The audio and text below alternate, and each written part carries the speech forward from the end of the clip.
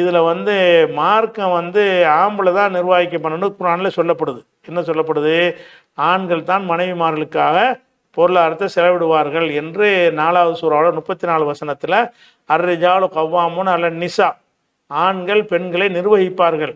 பிமா ஃபல்லல்லாஹு பாலஹும் அலா பாலின், அது சில விஷயங்களில் ஆண்களை விட பெண்களை விட ஆண்களை எல்லாம் மேம்படுத்தியிருக்கிற காரணத்தினால. எதனால் மேம்படுத்தியிருக்கிறான்னு கேட்டால், ஒபிமா அன்புக்கும் நம்வாலிகும், தங்கள் பொருளாதாரத்தை இவர்கள் மனைவிக்காக செலவு செய்கிறார்கள்ல, அதனால எல்லாம் மேம்படுத்தியிருக்கிறான்ங்கிறான். அப்போ ஆம்பளை தான் செலவு செய்கிறவனாக இருப்பான். பொம்பளை சம்பாரித்து குடும்பத்தை காப்பாற்றுங்கிறது கட்டாயம் கிடையாது. ஆண் தான் அந்த மனைவிக்கும் பொறுப்பு, அந்த மனைவி பெறக்கூடிய பிள்ளை குட்டிகளுக்கும் இவன் தான் பொறுப்பாக இருக்கிறான் என்று குர்ஆன் சொல்கிற அந்த அடிப்படையில் நீங்கள் சம்பாரிச்சிடுறீங்க.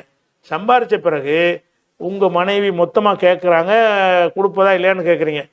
இதெல்லாம் உங்களுடைய உறுதியான நிலைப்பாட்டை பொறுத்த ஒரு விஷயம். நீங்கள் என்ன செய்கிறீங்க? சரி மனைவி வச்சுட்டு போய் நினச்சா கொடுத்துட்டு போங்க, இல்லைங்க என் பொறுப்பில் தான் இருக்கு, உனக்கு தேவையானதான் நான் தருவேன்டா, உங்களுடைய உறுதியான நிலைப்பாட்டை நீங்கள் சொல்ல வேண்டியதானே. குடும்பத்தில் நீங்கள் மனைவி சொல்கிறதுக்கு நீங்கள் வந்து கட்டுப்பட்டு போனீங்கன்னு சொன்னால் அதன்படி செய்வீங்க.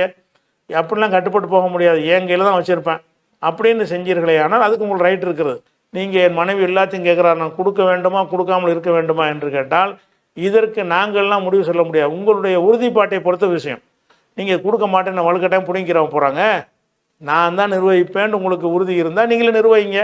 அல்லது மனைவி நல்ல முறையில் செய்வார் நம்பிக்கை இருந்தால் மனைவிட்ட கொடுங்க, செஞ்சுட்டு போகிறாங்க.